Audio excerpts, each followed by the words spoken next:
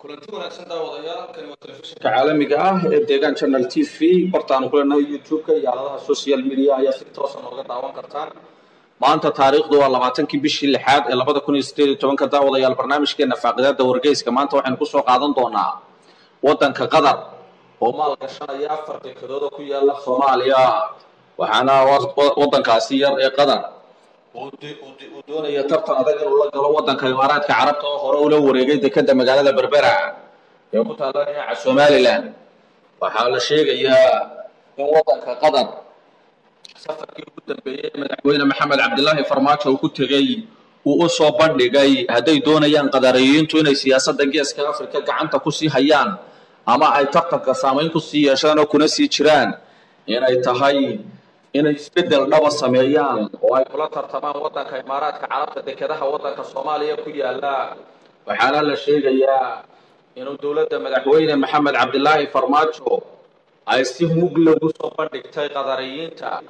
inay 4 dekedood oo ku yaala koonfurta Soomaaliya maal gashadaan si ay uga adkaadaan Imaaraadka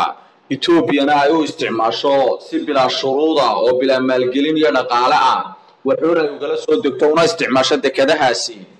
ayaa waxa la sheegayaa inay qadarna arrinkaasi aad u soo dhaweysay sheegtayna in Ethiopia haddii uu dawladda Soomaaliya ay ka soo dhameysay inay dekadaha isticmaalayaan iyaguna ay diyaar u yihiin inay dhisaan 4 dekedood oo lagu kala sheegay Kismaayo Barawe iyo waliba dekada Boosaaso iyo Marka ayaa waxa la sheegayaa inay 4 tuba u furan yihiin wadanka Ethiopia marka ay dawladda Qatar maal gelisay ay dhisto heshiiskan oo la soo bandhigi doono dhawaanahan ayaa waxa markiiba markuu madaxweyne Farmaajo ay ka soo ogolaatay dawladda Qatar waxa uu telefoonka kula hadlay baa la yiri ra'iisul wasaaraha wadanka Ethiopia Abiy Ahmed oo casuumad uu fidiyay walow casuumadaasi ay ahayd saacado yar oo kooban laguna saxiixay 4 dekedood ayaa haddana waxa la leeyahay heshiis dagaalka ka dhaxeeya Carabta ayaa Soomaaliya si weyn u si kala qaybinaya waxa faa'iidada ugu badan helaya baa la yiri wadanka Ethiopia oo isagu aad u danaynaya dhulka Soomaalida inuu gacan buuxda ku hayo waxaana toddobaadkan ra'iisul wasaaraha wadanka Ethiopia markii uu ka soo noqday safarkii gaabnaayo uu 4 dekedood ku soo saxiixday magaalada Muqdisho oo uu sheegay inay ugu dambeynta halka la doonayo in la gaaro ay tahay Soomaaliya iyo Ethiopia mida magacii la doonaba ha loo bixiyay waxaana dadka Soomaalida inta badan ay saas ka qabaan wadanka Ethiopia in macaamil saas u dheer lala yeesho maadaama ay colaad soo jireen jirtay dhul horena uu Soomaaliya kala wareegay oo xilligii gumaystaha isaga la raaciyay warkan waxa si xaqiijiyay waraysi telefishinka qaranka Soomaaliya uu siiyay madaxweyne Maxamed Cabdullaahi Farmaajo maalintii shalay waxaanu warkaasi ku cadeeyay madaxweynuhu